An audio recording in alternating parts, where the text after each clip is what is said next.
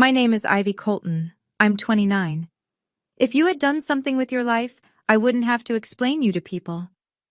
My mother said that to my face, at Thanksgiving dinner, in front of 31 relatives. She'd been saying versions of it for 7 years. The dropout, the disgrace, the daughter who wasn't worth a toast. What she didn't know, what nobody at that table knew, was that the daughter she'd spent 7 years erasing had built something in the silence they gave her. And that night, the truth walked into the room without knocking. But this story starts long before that table. It starts with a phone call at 2 a.m., and a choice that cost me everything. Before I go on, like and subscribe, but only if this story speaks to you. Now let me take you back to March 2017, the night my life split in two. I was a junior at UConn. Computer science, GPA, 3.7. Not the brightest in my class, but I showed up every day. I studied until my eyes burned. I wanted that degree more than most people understood. My phone rang at 2:04 a.m. on a Tuesday in March. It wasn't Mom. It wasn't Dad. It was Mrs. Tierney, my grandmother's next-door neighbor in Bridgeport. "Ivy, honey, it's Ruth." She collapsed in the kitchen. The ambulance just left. I sat up in bed. My roommate stirred. I was already pulling on shoes. I called my mother first. It rang 5 times. "What, Ivy? It's 2 in the morning." "Grandma had a stroke, Mom. She's at St. Vincent's." Silence. Then a sigh. Not the kind that comes from fear, the kind that comes from inconvenience. "She's old, Ivy. That's what happens. I have a deposition to prep in the morning. Call your sister." She hung up. No questions. No, "Is she okay?" Just a click, and gone. I called Meredith. She picked up faster. "Ivy, I can't. I have bar prep. You know Mom will lose it if I fall behind." "Mare, it's Grandma." "I know, but what am I supposed to do from here?" I drove 4 hours in the dark, alone. No coffee, no playlist, no company. Just the highway and the sound of my own breathing. When I got to St. Vincent's, Grandma Ruth was in the ICU, tubes in her arms, a mask over her face. The left side of her body? Still. The woman who taught me to ride a bike, who braided my hair every Sunday from age 8 to 14 while my parents sorted out their separation. She looked like a stranger in that bed. She opened her eyes, reached for my hand, squeezed once. She said something through the oxygen mask. One sentence. Quiet, just for me. I'll tell you what she said later. It matters. But right then, standing in that fluorescent room, I understood something with perfect clarity. No one else was coming. Grandma Ruth needed 6 to 12 months of full-time rehabilitation, physical therapy 3 times a week, someone to help her eat, bathe, move from the bed to the chair. The hospital social worker handed me a pamphlet for home care aides. I looked at the rates and almost laughed. $42 an hour. Ruth's Social Security check barely covered rent and medication. I went to my academic advisor the following Monday. Professor Donnelly, a good man, wire-rimmed glasses, coffee stain on his sleeve every single day. "Take a leave of absence," he said. "You've earned it. Come back when you can." He signed the paperwork. I signed the paperwork. I packed my dorm room into 4 boxes and drove back to Bridgeport. Then I called my mother. "I'm taking a leave. I need to be with Grandma full-time." The line went quiet. Not shocked quiet. Calculating quiet.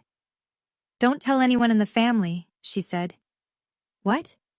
"I don't want them thinking we can't handle our own problems. You know how they talk."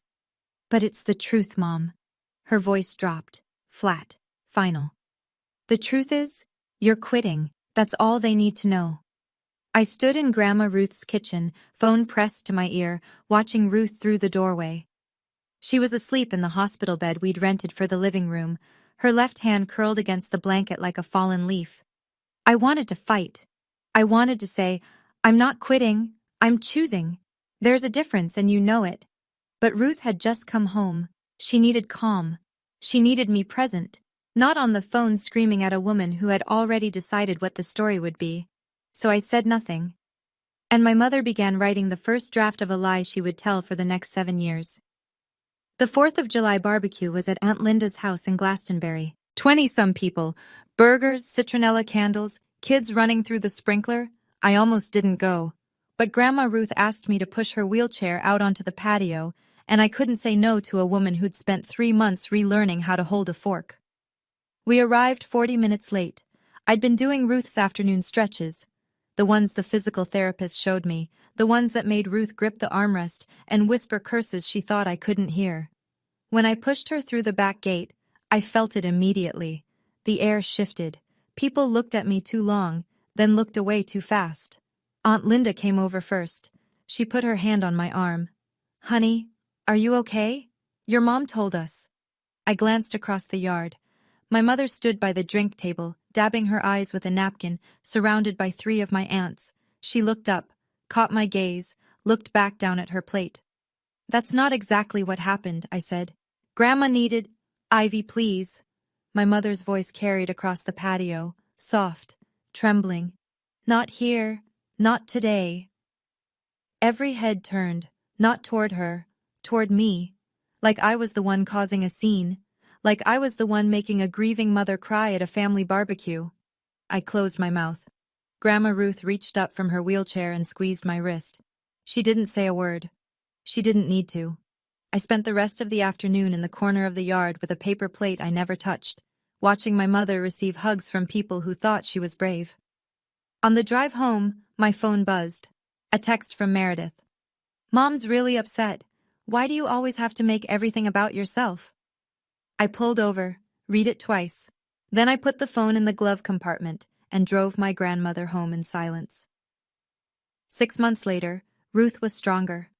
Still in the wheelchair, but she could transfer to the couch by herself, make her own tea, argue with the television. She was coming back, and I was building something too. Quietly, at 2 in the morning, after Ruth fell asleep. Online courses, Python, JavaScript, data architecture. I didn't have a degree, but I had time, discipline, and a kitchen table that doubled as a desk. Then I caught a break. A small software company in Hartford, Ridgeline Tech, posted an internship that didn't require a bachelor's. I applied. I got a callback. I interviewed. The hiring manager, a woman named Paula, smiled and said, "You're exactly the kind of self-starter we need." I got the offer letter on a Thursday. I started the following Monday, or I was supposed to. Friday afternoon, my phone rang. Paula's voice was different. "Miss Colton, I'm sorry. We've received some concerning information. We're going to have to rescind the offer." My chest went cold. "What information?" "A family member called, expressed concerns about your reliability. I'm sorry. It's policy. We can't move forward." I knew before she finished the sentence. I knew who called. I drove to my mother's house that evening. She was watering the rosemary on the front porch. "Did you call my internship?" She didn't flinch. "I don't know what you're talking about." "Someone from my family called HR and told them I wasn't reliable." She set down the watering can, looked at me the way you'd look at a child who keeps asking for candy after you've said no. "Maybe they just didn't want you. Did you think about that? Not everyone is going to hand you things, Ivy." She went inside. The screen door closed behind her. I stood on that porch for a long time.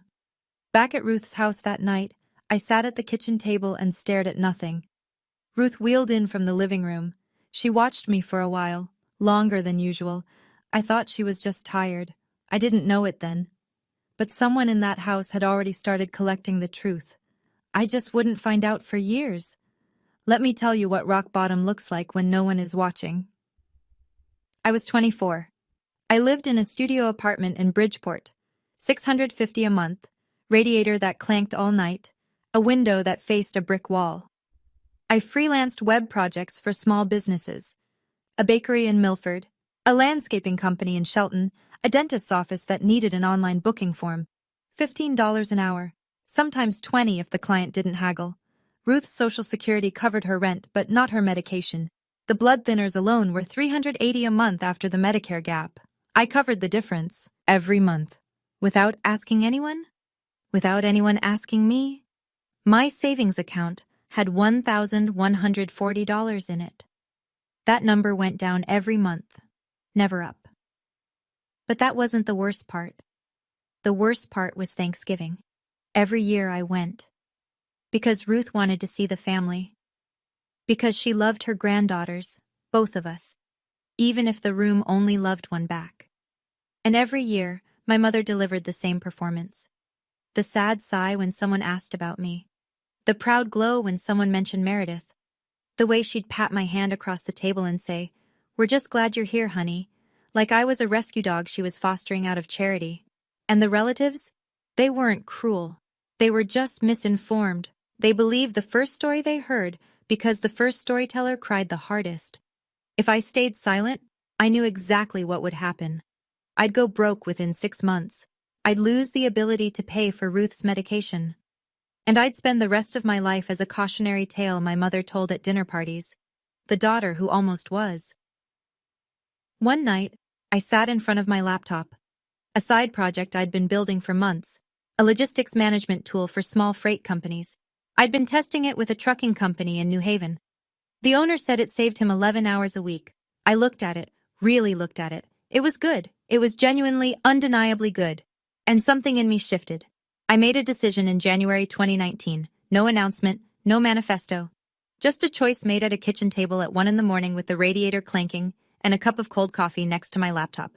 I was going to build this thing, for real. I filed the LLC paperwork the next week. I chose the name Juniper Labs. Juniper was Ruth's middle name, and I registered under Parker, her maiden name. Ivy Parker, CEO of Juniper Labs. On paper, no connection to Ivy Colton, the family disappointment. I didn't do this to hide. I did it to survive. The last time I'd been visible, the internship, someone made one phone call and took it away. I wasn't going to give anyone that chance again, not my mother, not anyone. Ruth knew, she was the only one. I told her over breakfast one morning, scrambled eggs, wheat toast, her blood pressure pill next to the orange juice. "I'm starting a company, Grandma, a real one." She looked at me over her glasses. "About time." "I can't tell anyone. Not Mom, not Meredith, not even Uncle Rob." "Good. It might not work." She set down her fork. "And it might. So stop talking and go build it." 2 weeks later, she called me into her bedroom. She handed me a check. $3,200. I stared at it.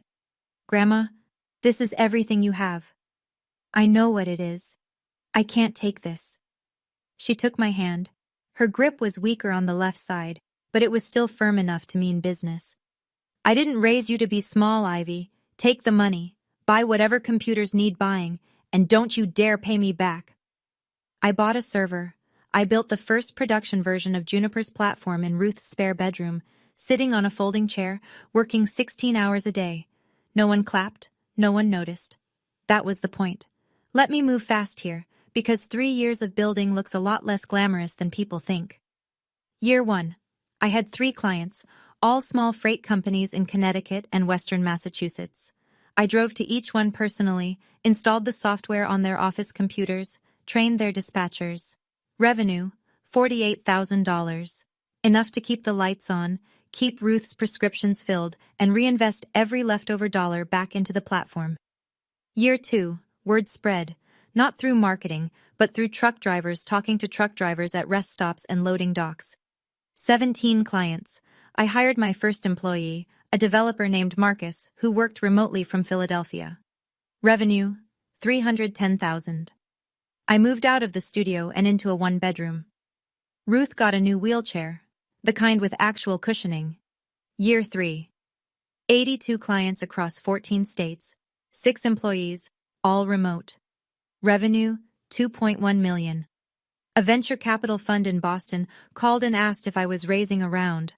I said not yet. They said they'd wait.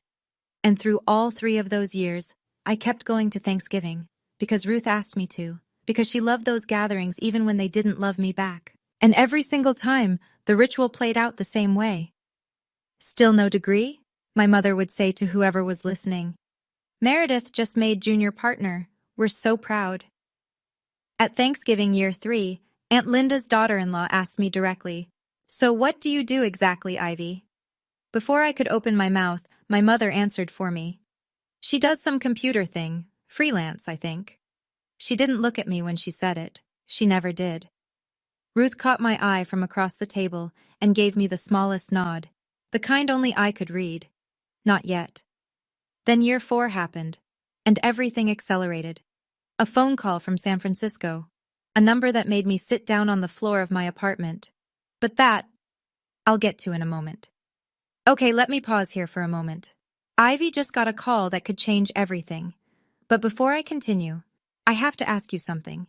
If you were Ivy, and you'd been silenced for years, would you tell your family the truth now? Or would you keep building in silence? Drop your answer in the comments. A for tell, B for stay silent. Now, let's keep going. Thanksgiving, year 5, the year Meredith brought Craig home. Craig Whitfield. Tall, polite, firm handshake. His family owned a commercial real estate firm in Fairfield County. His grandmother, Mrs. Henderson, came too. Silver hair, pearl earrings, the kind of posture that said she'd never slouched a day in her life. 30 people at the table. Diane had outdone herself. New tablecloth, actual cloth napkins, a centerpiece she'd probably pinned on Pinterest 3 months in advance. Craig sat beside Meredith. I sat across from them, next to Ruth. It happened during the salad course. So, Ivy, Craig said, smiling, where'd you go to school? A simple question. Polite. The kind of question people ask when they're trying to include you. I opened my mouth. My mother was faster. Ivy didn't finish college, Craig. The table shifted. Forks paused. Craig blinked. Oh, that's fine. Lots of people. She had potential. My mother tilted her head, the picture of maternal sorrow. But some people just aren't built for it. I felt 30 pairs of eyes graze my skin. I left for a reason, Mom. Honey, we've been over this. Meredith pressed her lips together. Can we not do this at dinner? My mother turned to Craig, voice low enough to seem intimate, loud enough for the entire end of the table to hear. I just worry about her, you know. A mother never stops worrying. My father picked up his wine glass, drank, set it down, said nothing. Ruth looked at me from the other end of the table. Her eyes said 2 words. Not yet. After dinner, I was standing on the back porch when the screen door opened. Craig. He leaned against the railing, hands in his pockets.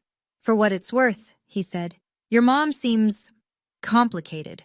I looked at him. You okay? He asked.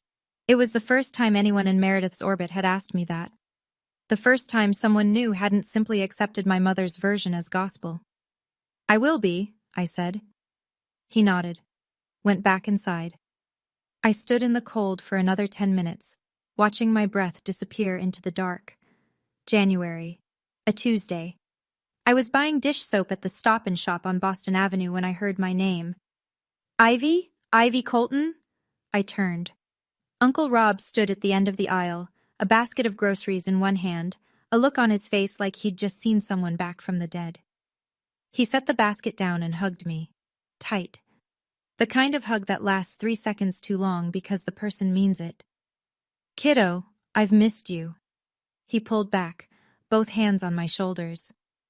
Your mom said you didn't want to hear from any of us. I felt the floor tilt. She said what? She said you were going through something, needed space. He searched my face. Said I'd make it worse if I reached out. I stared at him. 4 years. 4 years of silence between us, and I'd assumed he just didn't care enough, that he'd heard my mother's version and written me off like everyone else. Uncle Rob, I never said that. Not once. His jaw tightened. Something shifted behind his eyes. Not surprise exactly, but confirmation. Like a suspicion he'd carried for years, had just been proven right. Tell me, he said. All of it. We sat in his car in the parking lot for 40 minutes. I told him about the stroke, about leaving school, about Mom forbidding me to explain, about the barbecue, about the way she cried on cue, and the way the room always believed her. He didn't interrupt. He just listened. When I finished, he exhaled through his nose and said one sentence. She controlled the story. I nodded. He was quiet for a moment. Then, what are you doing now? For work? I hesitated, looked at my hands. I'm building something. I can't say more yet. He didn't push, didn't pry. He reached into his jacket and handed me a business card. Robert Grant, his newsletter, financial analysis for the fintech sector. I still keep up with the tech world, he said. Old habit. When you're ready, he added. I'm here. I put the card in my wallet. A thought flickered across my mind. Brief, electric. But I didn't say it out loud. I just drove home. 2 months later, my phone rang on a Sunday morning. My mother's name on the screen. Rare. She almost never called me directly. I was someone she talked about, not someone she talked to. Sweetheart, I've been thinking. The word sweetheart landed like a counterfeit bill, too smooth, too deliberate. What if you went back to school? I could help with tuition.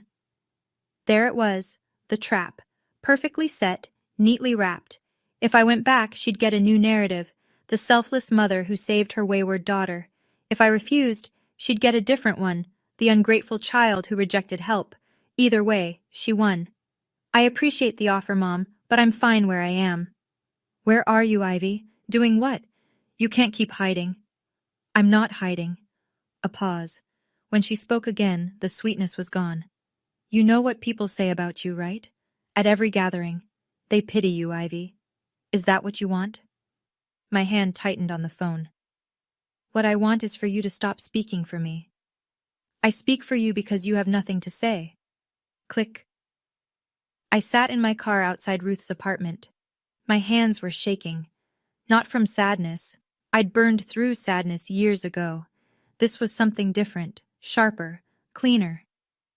Then my phone buzzed. An email notification. From Linden Equity Partners, San Francisco. Subject, Juniper Labs, formal Series A offer. I opened it, read it once, read it again. Dear Ms. Parker, we are pleased to extend a formal term sheet for a Series A investment in Juniper Labs at a pre-money valuation of $12 million. $12 million. I looked at the number. Then I looked in the rearview mirror. My eyes were dry, completely dry. I had no more tears left for that woman. I put the car in drive and went home to build. I flew to San Francisco on a Wednesday in April, a red-eye from JFK coach seat. I wore the same black blazer I'd bought at a thrift store in New Haven 4 years earlier. The Linden Equity offices were on the 32nd floor of a glass tower in Soma. The conference room had a view of the Bay Bridge. I signed the term sheet across from 3 partners who were each worth more than every house on my mother's street combined. Series A, $12 million valuation. I retained 62% ownership. Juniper Labs, the company I'd started with my grandmother's $3,200, in a spare bedroom that smelled like lavender and Bengay, was now valued at $12 million. I kept the name Ivy Parker. Every press release, every legal filing, every signature. Parker. Ruth's name. The name of the woman who believed in me when the people who were supposed to didn't. No one in the Colton family would ever connect Ivy Parker, CEO of a logistics software company, with Ivy Colton, the dropout who does some computer thing. A few weeks after closing, TechCrunch ran a small feature. Juniper Labs, the stealth logistics startup quietly eating the market. The reporter asked for a photo. I declined. The article ran with a stock image of a shipping container and a pull quote about operational efficiency. Uncle Robert's newsletter covered the logistics tech sector. He bookmarked the TechCrunch piece that week. He even mentioned it in his Friday roundup. Keep an eye on Juniper Labs. Founder Ivy Parker is doing something interesting in last-mile optimization. He wrote my name. Didn't recognize it. I read his newsletter from my apartment in Bridgeport and felt something I hadn't felt in a long time. Not victory, not vindication. Just the quiet, stubborn satisfaction of a thing well made. I didn't hide because I was ashamed. I hid because visibility had already cost me once. And I wasn't going to let anyone take this away. Ruth called me over on a Saturday afternoon in October. 2 years before the Thanksgiving that changed everything. She was 79 by then. The stroke had aged her, but her mind was a steel trap. She still read the newspaper front to back every morning. She still beat me at Scrabble every single week. Sit down, she said when I walked in. She was in her wheelchair by the bedroom closet. A shoebox sat on her lap, the old kind, from a department store that probably didn't exist anymore. She handed it to me. Open it. Inside, beneath a few photographs and a rubber-banded stack of birthday cards, was a single printed email. I unfolded it. From diane.colton@gmail.com to paula.reynolds@ridgelinetech.com. Date: March 14th, 2018. Subject: regarding Ivy Colton. Confidential.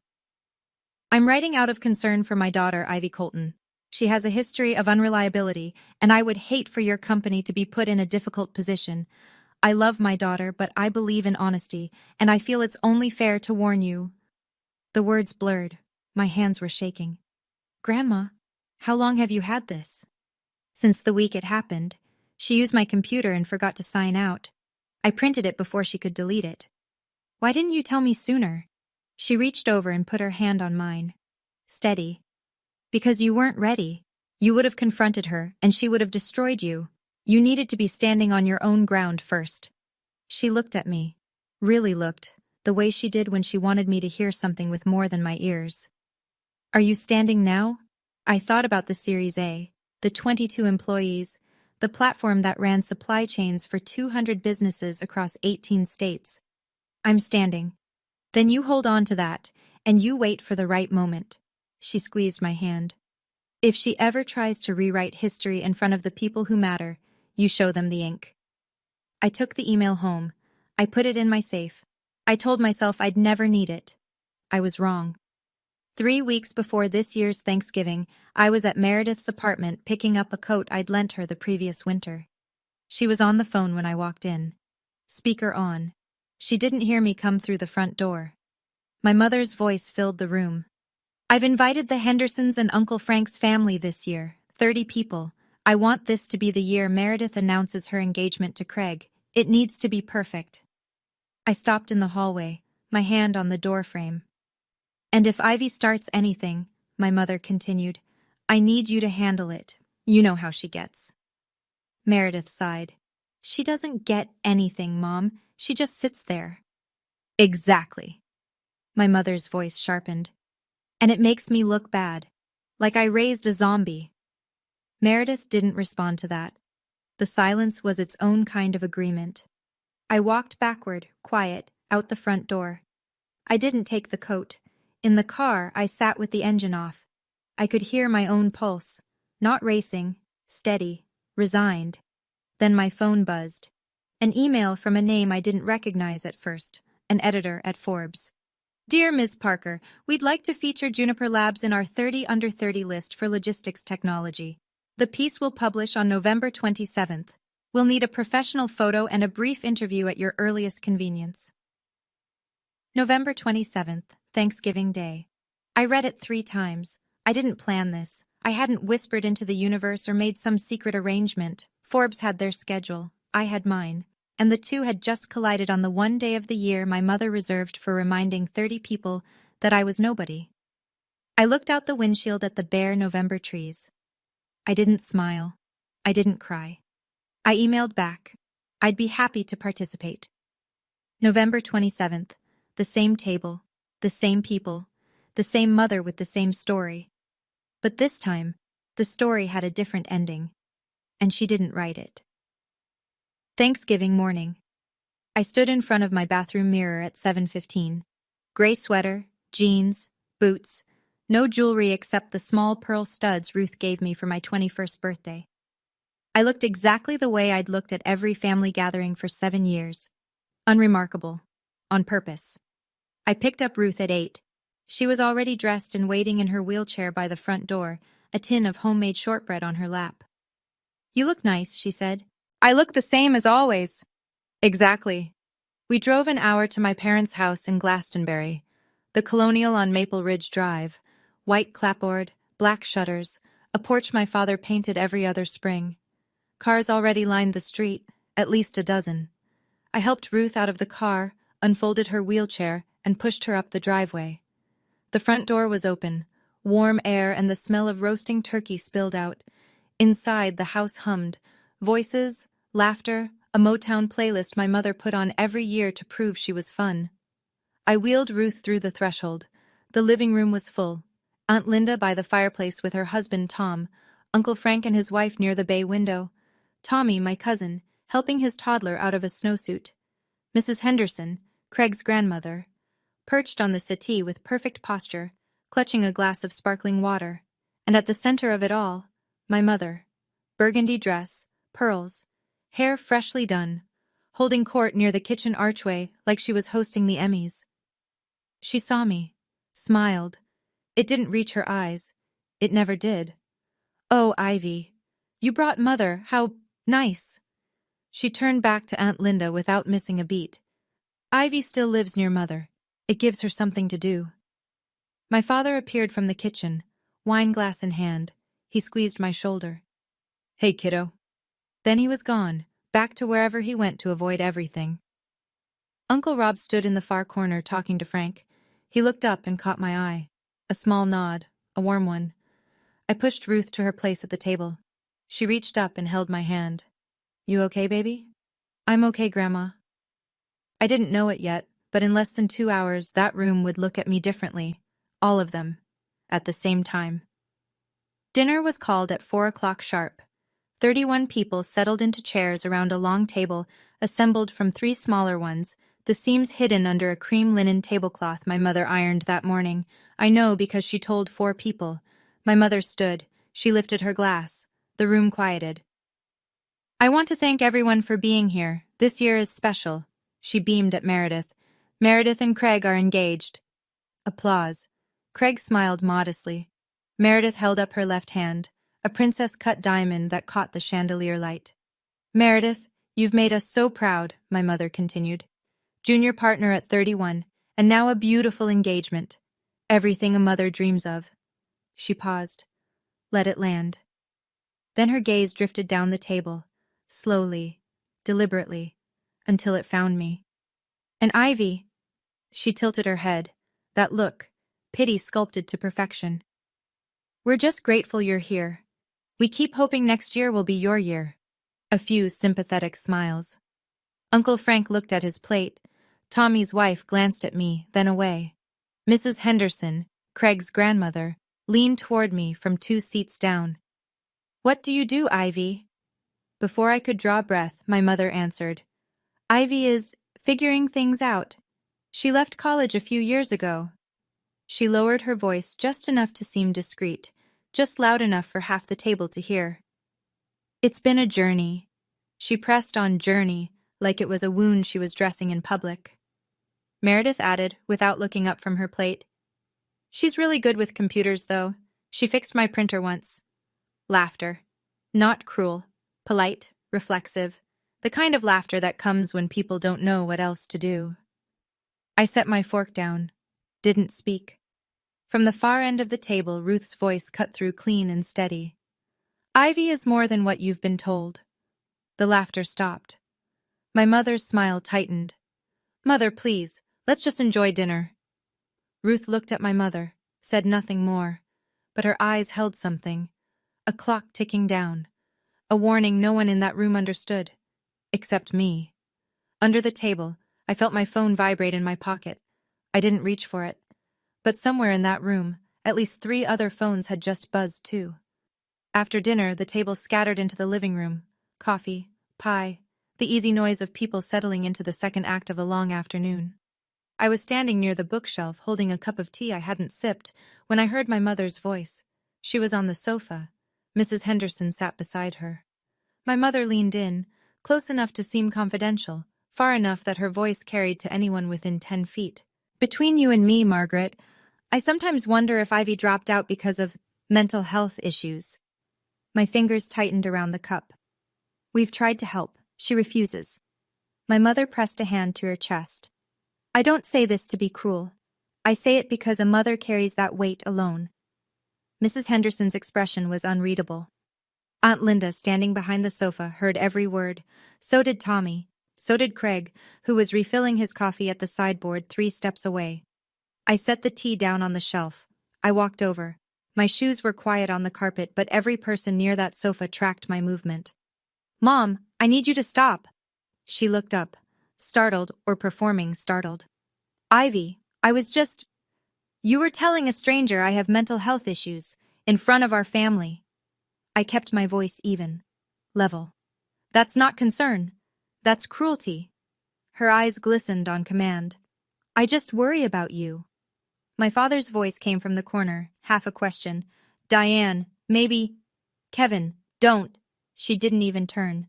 Then she looked back at me, and the mask slipped. Just a crack, just for a second.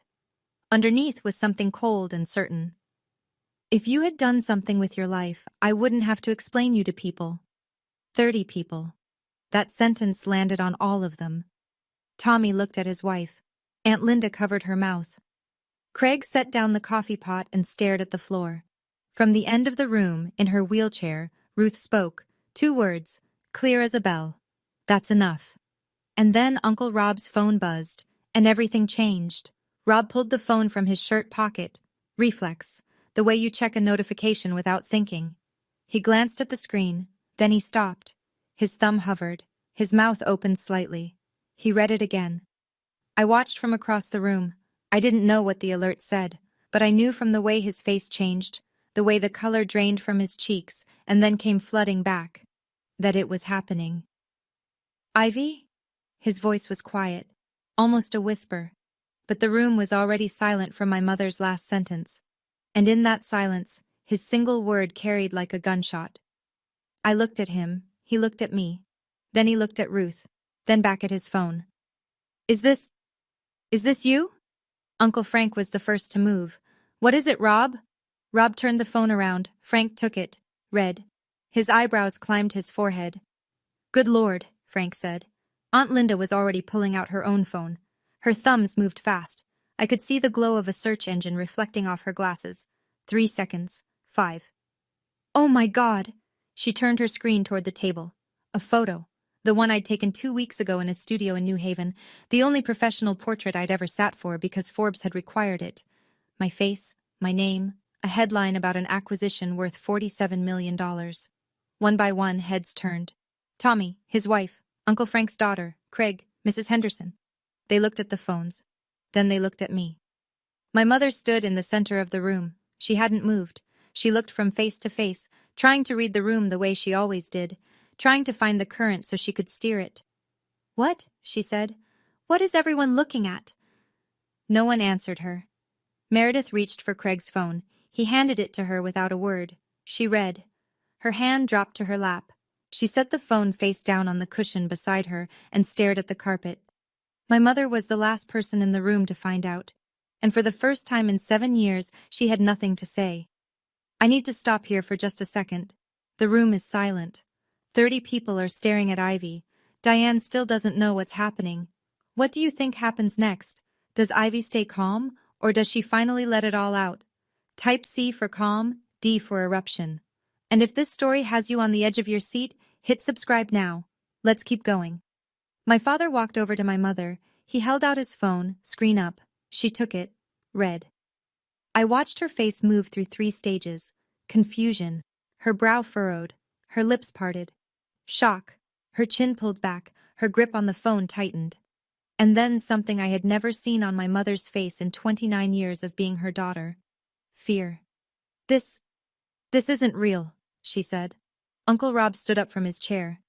It's on Forbes, Diane, and TechCrunch, and Bloomberg's Afternoon Wire. It's very real. My mother looked at me. Her mouth opened and closed once before sound came out. You built a company? Worth $47 million?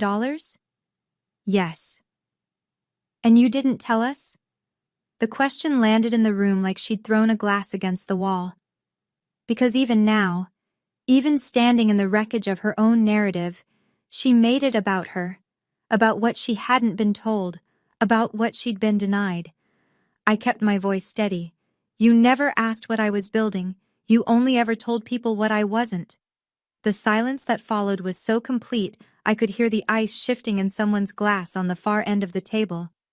Aunt Linda pressed her hand to her chest. Uncle Frank looked at my mother, then at me, then down at his shoes. Mrs. Henderson turned to my mother. She didn't raise her voice. She didn't need to. You told me she had mental health issues 10 minutes ago. My mother's face went white. I didn't mean it like... I think you meant it exactly like that. Craig stood near the mantel. He looked at Meredith. Meredith didn't look back. Cousin Tommy leaned forward in his chair, elbows on his knees, staring at the floor. His wife had her hand over her mouth. The realization was spreading through the room like a slow wave. Not just that I'd succeeded, but that my mother had lied. Systematically. For 7 years. To every single person in this house. And they had all believed her. My mother tried to recover. She straightened her shoulders, tilted her chin, the posture she always used when the narrative needed correcting. She could have told us. She chose to shut us out. No, Diane. Ruth's voice came from the wheelchair at the end of the room. Not loud, not angry, just absolute. You shut her out. The room turned, every face like a compass finding north. Ruth sat perfectly still, her left hand rested on the arm of the wheelchair, the hand that hadn't worked right in 7 years, since the stroke that started all of this. Ivy left school to take care of me. I had a stroke. You know that. She looked at Diane with eyes that had been waiting a long time for this moment. Everyone in this room should have known that 7 years ago. But you told them she quit because she was lazy. You told them she was a disgrace. Mother, because you were ashamed, not of her. Ruth's voice didn't waver. Of yourself. You refused to help me, your own mother. Ivy was 22 years old. She drove 4 hours in the middle of the night, alone, and when she tried to tell people the truth, you cried in front of them and made her the villain. Nobody breathed. Aunt Linda looked at my mother. Diane, is that true? Diane didn't answer. Her lips moved, but nothing came out. And then, from the corner of the room, from the man who had spent 7 years as furniture, my father spoke. It's true. I turned. He was standing by the window, wine glass gone, hands at his sides. He looked older than I'd ever seen him. All of it, he said. That was all. 2 sentences. But from a man who had not defended me in 7 years, they hit the room like a detonation. I looked at my father. My eyes burned. But I didn't cry. I'd spent too many years learning not to. He looked back at me, and for the first time, he didn't look away. My mother's hands were shaking, but she was still standing, still trying. Okay, fine. She pressed her palms together like she was centering herself, the performance of a woman being reasonable. I should have been more supportive, but I never hurt her. I never did anything to stop.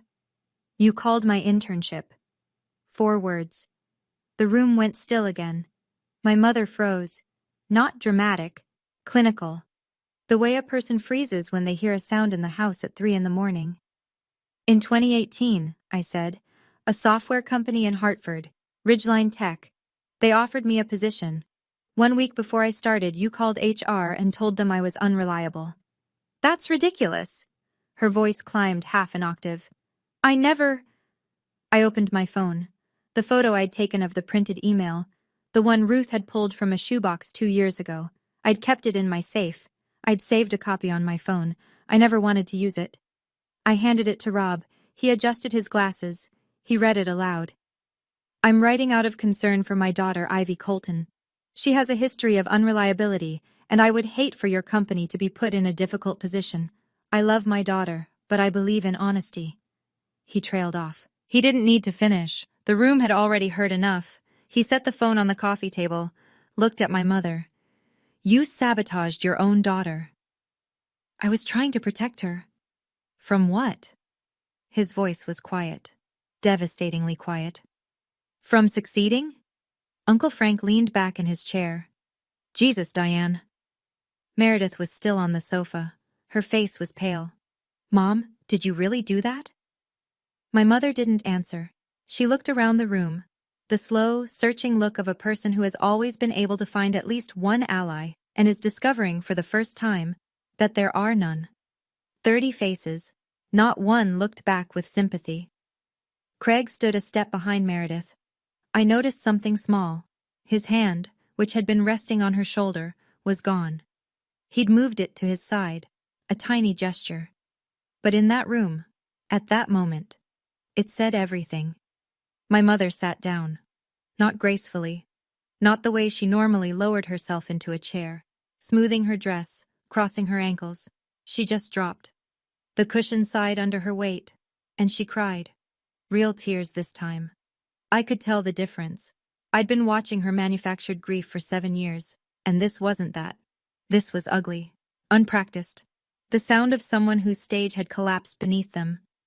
Everything I did was for this family, she said. So people wouldn't look down on us. Ruth's voice came from across the room, steady as a hymn. People aren't looking down on us because of Ivy, Diane. They're looking down on us because of you. Right now, in this room. My mother looked at my father. He was staring at the floor. He didn't move. She looked at Meredith. Meredith was looking at her own hands in her lap. Then she looked at me. I looked back. I'd imagined this moment before. In the dark, in my studio apartment, on the worst nights. I'd imagined her face when she found out. I thought I'd feel triumphant, or vindicated, or at least relieved. I didn't feel any of those things. I felt tired. I didn't plan this, Mom. My voice was calm, not cold, just finished. I didn't come here to humiliate you. The article published today because that's when Forbes scheduled it. I can't control timing. I paused. But I also won't control the truth anymore. Not for you. She didn't respond. She just sat there, small in a way I'd never seen her be. The woman who had filled every room she'd ever entered, who had managed every conversation, directed every narrative, decided who was the hero and who was the failure, looked like someone who'd forgotten her own name. I stood up. I think I'm going to step outside for a minute. I walked to Ruth, unlocked the wheels of her chair, pushed her through the living room, past 30 silent people, through the front door and onto the porch. The November air hit my face. Cold, sharp, clean. I thought that was the end. It wasn't, because the next morning my phone rang. And it was Meredith. Black Friday morning. I sat in a hotel room in Glastonbury, a Holiday Inn Express off the interstate. I hadn't stayed at my parents' house in 3 years. Ruth was with me, still asleep in the second bed, the blankets pulled up to her chin. My phone rang at 8:47. Meredith. I let it ring twice, then I answered. Her voice was different, stripped, no polish, no performance. She sounded like someone who'd been awake all night. I need to tell you something. I waited. I knew about the internship call. The hotel room was very quiet. I could hear the ice machine humming down the hall. Mom told me she handled it. She said you weren't ready for a real job, and a breath, shaky. I didn't question it. You knew for 5 years, I said. I knew, and I said nothing. Her voice cracked.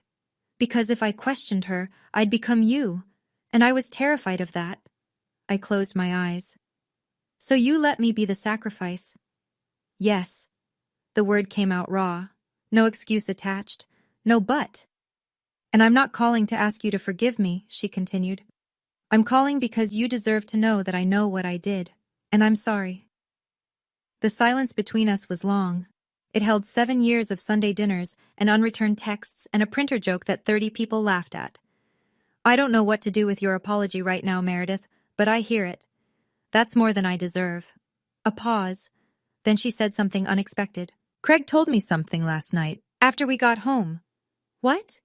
He said, your family needs help, Meredith. Professional help.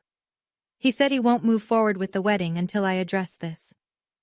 I thought about Craig on the back porch 2 years ago. Your mom seems complicated. The man had been paying attention all along.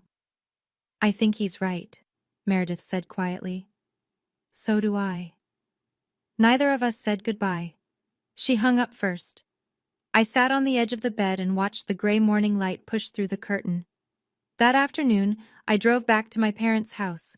Not for reconciliation, not for round 2. I was picking up Ruth's overnight bag and the tin of shortbread we'd left on the kitchen counter. The house was quiet. The decorations from yesterday's dinner were still up. Candles burned to nubs. The tablecloth still creased where 31 place settings had been. It smelled like cold gravy and regret. My mother sat at the kitchen table, eyes swollen. No makeup. She was wearing a sweatshirt I hadn't seen in years, an old Yukon one, faded, the kind of thing she'd never let anyone see her in. My father sat next to her, coffee mug in front of him, untouched. Ivy, can we talk? My mother said. I stood in the doorway. I'm listening. I made mistakes. I know that. She pressed her hands flat on the table, steadying herself. But you have to understand, I grew up with nothing. People looked down on our family. I just wanted us to look right. And I wasn't right enough. I didn't mean, Mom. I didn't raise my voice. I didn't need to. I'm not going to fight you, but I need to be clear about something. She waited. I'm not coming back to this table. Not at Thanksgiving, not at Christmas, not at any gathering. Until you do 3 things. What 3 things? 1. You tell every person who was at that table the real reason I left school, not your version. The truth. In your own words, in your own time, but before New Year's. She flinched. 2. You delete the family group chat and let people reach out to me directly. No more gatekeeping. Her jaw tightened. 3. You start seeing a therapist. Not for me, for you. She looked at me for a long time. And if I don't? Then this is the last real conversation we have, and that will be your choice, not mine. She didn't respond. I turned to my father. He was gripping the coffee mug now, both hands. Dad, I wrote you a letter 4 years ago. You never answered. I need to know why. He looked at the table, then at me. I didn't know what to say. That would have been enough. I picked up Ruth's bag, the shortbread tin. I walked to the front door. Ruth was waiting in the car. When I got in, she looked at my face and squeezed my hand. You did good, baby. Now drive. I drove. The highway was quiet.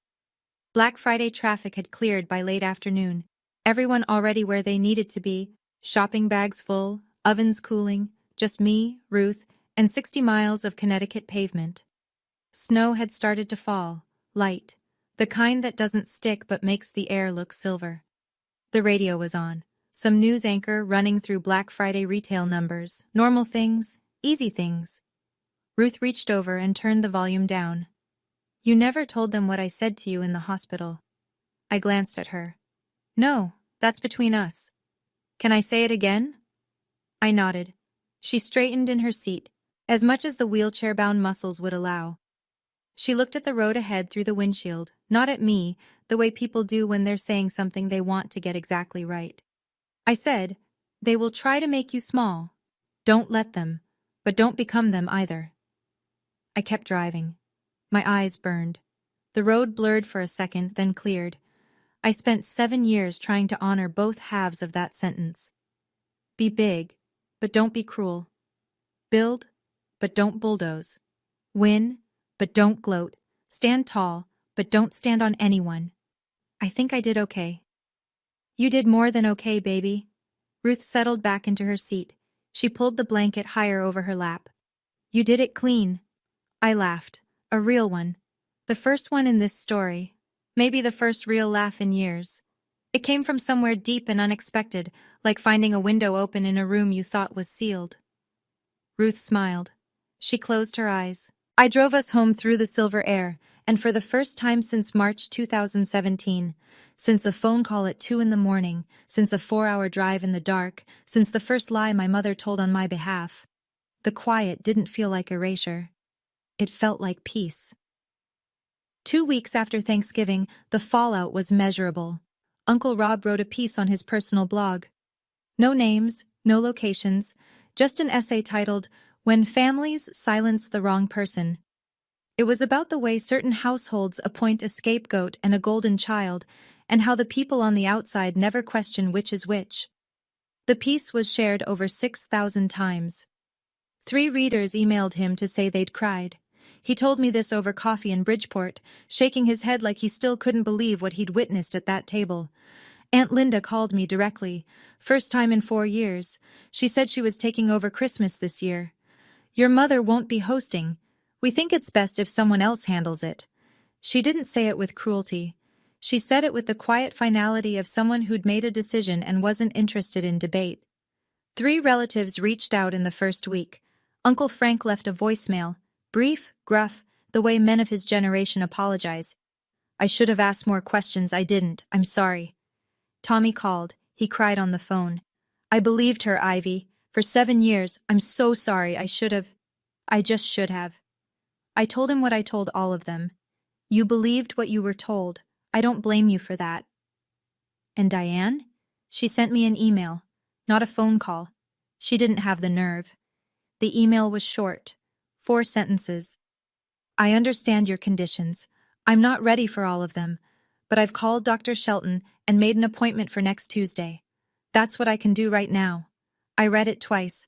I didn't respond that night, but I saved it. Later I learned what pushed her. It wasn't my words. It wasn't Rob's blog post. It was Margaret Henderson. Craig's grandmother had pulled Diane aside before leaving Thanksgiving night and said, I raised 3 children. I never once called a stranger to sabotage one of them. You need help, Diane. Real help. A mother's judgment, from a peer, from a woman her own age. That was the blade that finally got through. Craig held firm. He told Meredith he loved her, but the wedding was on pause until she started family therapy, not as a punishment, as a prerequisite. I'm not marrying into something I don't understand, he said. Meredith agreed. She started sessions the second week of December. Then, a week before Christmas, a letter arrived at my apartment. Not a text, not an email. A letter, handwritten, on cream stationery, the kind Meredith used for thank you notes. The envelope had a real stamp. She'd walked it to a mailbox. It was 4 pages long. She wrote about growing up as the good one, about the pressure to perform, perfect grades, perfect manners, perfect resume. She wrote about the fear that lived under all of it, the fear that if she ever faltered, she'd be thrown into the role I occupied. I performed for her my whole life, she wrote, and I still don't know who I am without her applause. She wrote about the internship call, about the years she stayed quiet, about every Thanksgiving she watched me sit alone at the end of the table and said nothing, because saying something meant risking everything she'd built on my silence. I used you as a shield, Ivy. I let Mom put you down so she wouldn't put me down. And I told myself it wasn't my fault because I wasn't the one saying the words. She ended with this. I'm not asking you to forgive me. I'm asking you to know that I finally see what I did, and that I'm not okay with who I've been. There was a postscript. It said, I didn't choose law because I loved it. I chose it because Mom said it was the only thing worth being. I read the letter 3 times. Then I sent one text back. I read your letter. I need time, but I'm not closing the door. Her reply came in seconds. That's enough. My sister and I are not close. Not yet. Maybe not ever the way sisters should be. But for the first time, we're honest, and honest is where healing starts. The Apex acquisition closed in January. $47 million. I signed the final documents in a conference room in San Francisco with a view of the Bay Bridge, the same view I'd seen 2 years earlier when I closed the Series A. Same blazer even. The thrift store one. It still fit. As part of the deal, I stayed on as VP of Product for a 2-year earn-out period. It meant relocating to Boston, Apex's East Coast hub. I found a 2-bedroom in Brookline. Nothing flashy. A quiet street, good light. Ruth moved with me. I hired a full-time home aide, someone who could be there when I was at the office. Ruth's room had a bay window overlooking a small garden. She watched the birds every morning while drinking the same Earl Grey she'd been drinking for 40 years. This is nicer than the house I raised your mother in, she said one afternoon, not looking up from her crossword. Ironic. I started therapy. My own, not family. Not because I was falling apart, but because 7 years of silence leaves marks you can't see. The kind that show up at 3 in the morning when the apartment is quiet, and your brain decides to replay every dinner table, every unanswered letter, every phone call where the person on the other end chose convenience over love. Uncle Rob drove up from Connecticut once a month. He'd bring his newsletter printouts and terrible jokes, and we'd eat takeout on my living room floor like I was 12 again, and he was the fun uncle who always snuck me extra dessert. He was the closest thing to a father I'd had. I told him that once. He went quiet for a long time. Then he said, "That means more than you know, kiddo." The Forbes 30 Under 30 piece came out the week after Thanksgiving. There was a photo. Me, in the Juniper Labs office, arms at my sides, looking directly at the camera. The caption read, Ivy Parker built a $47 million company in silence, because silence was the only language her family gave her. People ask me if I've forgiven my parents. The honest answer is complicated. People love to ask, have you forgiven them? Like forgiveness is a light switch. On or off, yes or no. It's not. Some days I wake up and I feel nothing but clarity. I see my mother as a woman who grew up poor, who was mocked by her own relatives, who built her entire identity around how her family looked from the outside. And when I didn't fit the picture, she didn't know how to love me without erasing me. I see her. I understand her. Other days I'm in the grocery store and I see a mother with her daughter, and the mother says, "I'm so proud of you," and I have to leave the aisle. That's the truth. Both halves. Same person. My mother completed 4 therapy sessions by Christmas. She called 3 relatives to correct the record: Aunt Linda, Uncle Frank, and Tommy. I know because Linda told me. She said Diane cried on every call, and not the manufactured kind. The real kind. The kind that doesn't have an audience in mind. She hasn't called the rest yet. But she started. My father wrote me a letter, 1 page. No preamble, no justification, just, I should have answered. I should have answered every time. I don't have a reason that's good enough. I only have the truth, which is that I was afraid of your mother, and I chose her silence over yours. That's my failure. I read it at my kitchen table. Ruth was asleep in her room. The apartment was quiet. I didn't write back yet. But I kept the letter. Here's what I've learned. Love without boundaries is just a door without a lock. Anyone can walk in, anyone can take whatever they want, and they'll call it family while they do it. I don't hate my mother. I hate what she did. And I'm learning, slowly, imperfectly, to separate the two. But I won't sit at a table where my name is only spoken with pity. Not anymore. My boundaries aren't punishment. They're architecture. I'm building the shape of a relationship I can actually survive. If you're listening to this and something feels familiar, a parent who rewrites your story, a sibling who gets the spotlight, a family that made you the cautionary tale, I want you to know something. You don't have to build a $47 million company to prove your worth. I didn't build Juniper to prove anything to my mother. I built it because my grandmother handed me $3,200 and said, I didn't raise you to be small. I built it because silence was the only space they left me, and I decided to fill it with something real instead of something bitter. Your worth isn't the company you build. It's not the degree you earn or the title on your business card or the number in your bank account. Your worth is the fact that you kept going when no one clapped, when no one asked, when no one believed. Maybe you're the daughter who calls and never gets called back. Maybe you're the son who shows up to every holiday and gets introduced as the one who didn't. Maybe you're the sibling who got the hand-me-downs while someone else got the applause. I see you. And if you need permission to set a boundary with someone who loves you badly, here it is. You can love someone and still refuse to let them define you. You can honor where you came from without letting it decide where you're going. You can walk away from a table where your name is only spoken with pity. You can build something in silence. And one day, maybe not today, maybe not this year, but one day, the silence speaks for itself, not as revenge, not as proof, just as the quiet, undeniable sound of a life well lived. That's the only vindication that lasts. It's February now. Grandma Ruth turned 81 last week. I threw her a party. Nothing extravagant. 12 people, my apartment in Brookline, a chocolate cake from the bakery around the corner, and a playlist of Motown songs she actually likes, unlike the one my mother used to play for show. Uncle Rob was there. He wore a ridiculous party hat and didn't take it off for 3 hours. Tommy drove up from Connecticut with his wife and their toddler, who spent the evening trying to steal frosting off the cake with his bare hands. And Meredith came. She came alone. No Craig, no ring, not yet. She didn't stay long, but she walked in with a bouquet of gardenias, Ruth's favorite flower, the kind of detail you only know if you've been paying attention for longer than you've let on. She set them on the table and said, "Happy birthday, Grandma." Ruth looked up from her wheelchair and smiled.